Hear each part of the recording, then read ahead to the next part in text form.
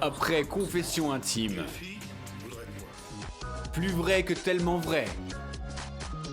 Votre nouveau reality show, Vie mes vies de schizophrène. Bonsoir et bienvenue pour ce nouvel épisode de Vie mes vies de schizophrène.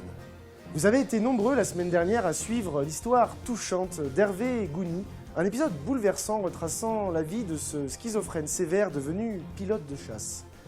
Nous avons d'ailleurs reçu beaucoup de questions sur notre compte Twitter pour nous demander de ces nouvelles. Malheureusement, je suis dans le regret de vous annoncer qu'Hervé est l'auteur de l'incident des Mimosas. En effet, c'est lui qui a malencontreusement lâché ce missile sur une maison de personnes âgées de Montargis. Mais nous ne sommes pas là pour discuter de ce triste événement, certes qui a fait 18 morts et 47 blessés. Non, place à l'espoir cette semaine avec un nouvel épisode, une belle histoire, que dis-je, une très belle histoire que va nous raconter notre journaliste Sylvain Mouflon. Sylvain, bonsoir. Bonsoir. Alors cette semaine, vous allez nous raconter le destin exceptionnel de Yuri Del Fuego, ce jeune homme de 22 ans qui, grâce à l'amour de sa famille et de ses proches, retrouve petit à petit le chemin de l'insertion sociale. Effectivement, j'ai passé une semaine en immersion avec Yuri et je l'ai suivi quotidiennement pour découvrir ses peurs, ses faiblesses, mais aussi ses espoirs et ses petits moments de la vie pleins de tendresse et de compassion. Mais je pense que ce sera plus parlant en regardant le reportage. Nous voici au cœur de la Meurthe-et-Moselle, dans la petite bourgade de Saint-Fraudy-la-Douce. C'est ici, aux 3 rues des Vieilles Langousses, que vivent Yuri et son frère Patrice. Bonjour Patrice. Bonjour. Alors vous êtes le grand frère de Yuri et aussi son responsable légal, mais nous reviendrons un peu plus tard sur vos liens de parenté car je crois que c'est l'heure d'aller réveiller Yuri. Oui, c'est ça. Je suis un petit peu gêné parce que Yuri s'est couché super tard hier et dans ces cas-là, il peut être très colérique. Donc on va prendre nos précautions. Tenez ça. Non, soyez pas étonnés. J'ai l'habitude, il faut toujours être prudent. C'est mon point quotidien. Moi je vous suis. Yuri Yuri, réveille-toi. J'allume la lumière. J'espère que tout ira bien, la situation a l'air très délicate. Hé, garçon, tu te lèves. Allez, en plus tu sais, il y a des messieurs qui sont venus te voir. Yuri, je sens que sa réaction peut être imprévisible. Oh putain. Yuri, tu nous rejoins? Bonjour, je suis Yuri. Bienvenue chez moi. Ça fait très plaisir que vous soyez venu. Je vais à la salle de bain. On se retrouve à la cuisine pour partager un petit déjeuner ensemble. T'as besoin d'aide, Yuri? Bon, finalement, je crois que Yuri est assez calme et gentil. Il a l'air tout à fait maître de sa pathologie et je pense qu'il est une vie sociale qui peut être comme les autres finalement. Il demande qui attend. Oh putain! Cours! Cours!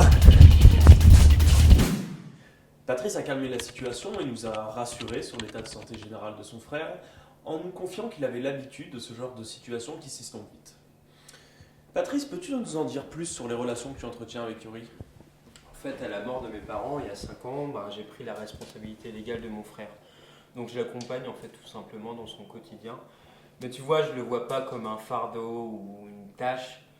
Je pense que c'est pas un devoir, c'est une relation de confiance. Et tu vois, ce qui est beau, c'est que moi je lui apporte, mais lui il m'apporte aussi vachement. Non, Yuri, s'il te plaît. Oui, donc je disais, puis Yuri c'est quelqu'un qui est bienveillant, qui gagne à être connu, parce que il a un bon fond après tout, il est pas méchant. Yuri, je t'ai vu. Bon, c'est pas grave, c'est quoi? Pour lui c'est un jeu, c'est pas méchant, et puis pour moi c'est quoi? C'est des petites céréales, c'est tout. Ah! Patrice, ça va? Donc là, Patrice, c'est la prise de médicaments de Yuri, c'est bien ça? Oui, tu vois, le dosage est un peu compliqué. Il y a tout un tas de médicaments, comme du Xanax. C'est une grosse dose, ça, non? Je dirais même que c'est une dose de cheval, mais tu sais, Yuri, c'est toujours un peu compliqué. Puis après, il y a du Balurène, du Ximoun, de l'Origan et plein d'autres trucs, quoi. Et donc tu fais ça vraiment tous les matins? Oui, voilà, la posologie doit être super précise, parce que à mon erreur, tu vois, pour la santé de Yuri, ça peut être grave. Du coup, c'est un travail de tous les instants, mais en même temps, c'est mon frère. D'ailleurs, c'est l'heure de lui donner. Parce que Yuri, mais qu'est-ce que... Oh.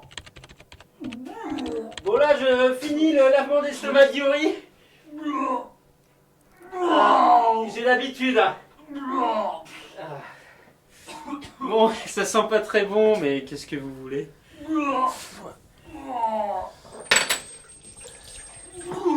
Oh merde, mon pull! C'était ma femme qui me l'avait offert pour mon anniversaire. Mais bon, c'est quoi? C'est du matériel après tout. Hein. Vous paraissez très calme, on a vraiment l'impression que rien ne peut vous perturber. C'est vrai, mais je pense que c'est grâce à l'amour que j'ai pour mon frère. Mince? Mais elle est où mon alliance? Yuri? Plou? C'est pas possible. Petit enculé. C'est pas possible. C'est pas possible, il a pas fait ça. Veuillez m'excuser. Yuri! Viens là, je vais te défoncer! Ça va chier là, je crois. Yuri est capable de prendre en charge certaines tâches du quotidien, mais sa pathologie refait parfois surface.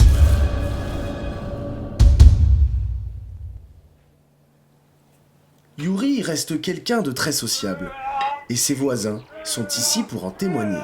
Et comment ça se passe avec Yuri alors? Ouais, ça se passe très bien, hein, aussi fait. Hein.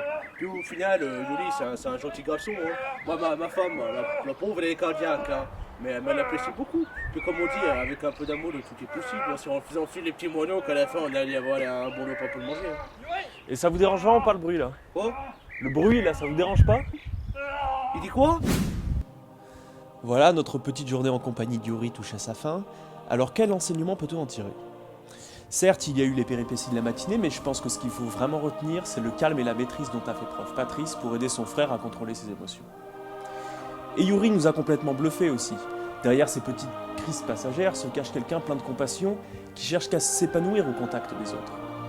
Alors de quoi avons-nous peur? Yuri a juste besoin d'amour comme peut lui en donner son frère. Et mon petit Yuri, tu sais où il est ton frère? Derrière la porte.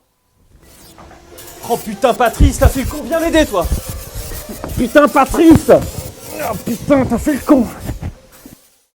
Chers téléspectateurs, c'est à vous de jouer maintenant. Tentez de découvrir ce qui est arrivé à Patrice afin de remporter peut-être un écran plat. Envoyez un SMS au 3248. Si vous pensez que Patrice a eu suffisamment d'oxygène et s'en est sorti, tapez 1. Si vous pensez qu'il s'en est sorti mais qu'il a eu de graves séquelles qui ont entraîné une commotion cérébrale, tapez 2. Si vous pensez que Patrice est malencontreusement décédé au terme de l'émission, tapez 3. Et si finalement vous pensez que Sylvain, notre journaliste, est lui aussi mort au terme de l'émission, tapez 4. N'oubliez pas que, quelle qu'en soit l'issue, heureuse ou non, un écran plat de 160 pouces est en jeu. Ce serait dommage de passer à côté.